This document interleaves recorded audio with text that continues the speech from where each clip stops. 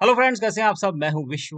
तो आज के इस वीडियो में जानेंगे कि माइक्रोसॉफ्ट वर्ड में अपर केस के लिए या कैपिटल लेटर में जो वर्ड्स होते हैं उसके लिए स्पेलिंग चेक कैसे इनेबल करते हैं। यहाँ पर आप देख सकते हैं मैंने स्कूल टाइप किया हुआ है, स्पेलिंग एकदम ठीक है, इसलिए कोई एरर नहीं शो कर रहा है। लेकिन अगर मान लीजिए कि मैं इसकी स्पेलिंग गलत कर दूं, फिर भी आप देख रहे हैं यहाँ पर कोई भी एरर नहीं आ रही है जो रेड कलर में आती है स्पेलिंग गलत होने के केस में।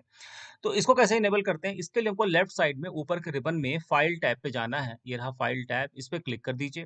उसके बाद हमें नीचे ऑप्शंस पे क्लिक करना है। ये रहा ऑप्शंस, इस पे हमने क्लिक कर दिया।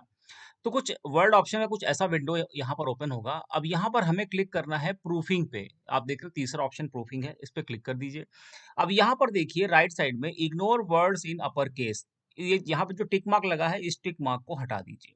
बस इतना ही करना है। उसके बाद नीचे से ओके पे आप जैसे ही क्लिक करेंगे तो आप देखेंगे कि यहाँ पर एरर शो होने लगी। ठीक है।